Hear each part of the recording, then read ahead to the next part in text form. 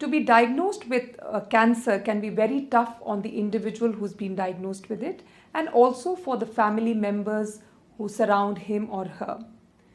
After the treatment, the patient finds it very difficult to imagine a space which would look as normal as it used to be before the diagnosis. There are a few tips that I would like to share with you to tell you how you can deal with your life in the aftermath of cancer. Do not limit yourself. Don't let your mind tell you that this is not possible or that is not possible. Why should you settle for second best?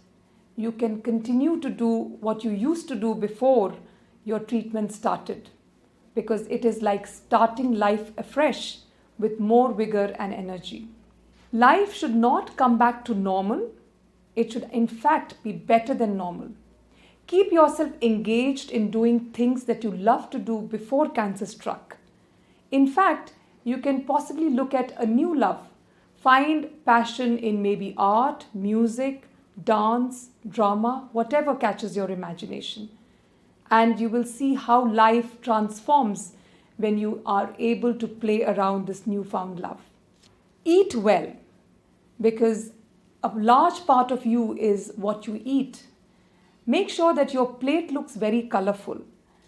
I also want to say that there are a lot of new superfoods that have very high value in terms of nutrition and energy, like millets, which are known as superfoods, and these can replace the usual cereals that you take, which is wheat or rice, and give you very good nutrition.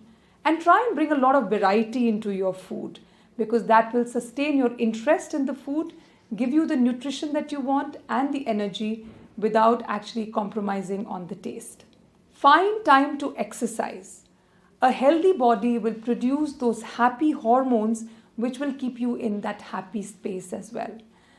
It could be anything. It does not necessarily have to be a lot of running. It could just be brisk walking or yoga or aerobics or even dance, whichever keeps you in that space of fitness. Calm your mind down.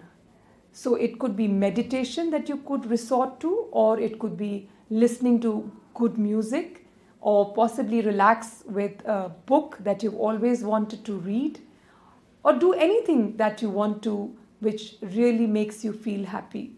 Spend a lot of time with your friends and relatives who give you those positive vibes, and try and avoid those people who don't send out those good vibes to you. Oftentimes, one wonders whether it is okay to go back to the profession that one pursues. So you should not stop yourself.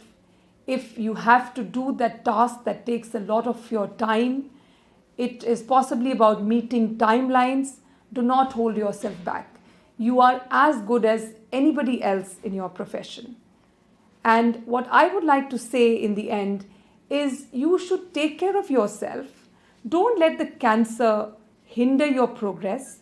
Do come back for follow-ups to your doctor and take your medication as advised.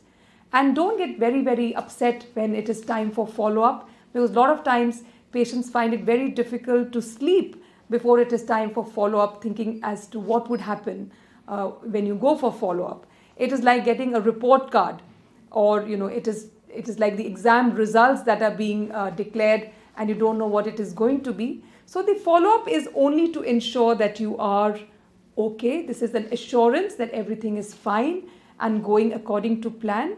So you should not stress yourself out before a follow-up, but make sure you do go for your follow-up and get yourself tested and take your medication regularly. Be happy, keep smiling, laugh a lot with your friends and relatives, and I'm sure you will be in a good space. Thank you.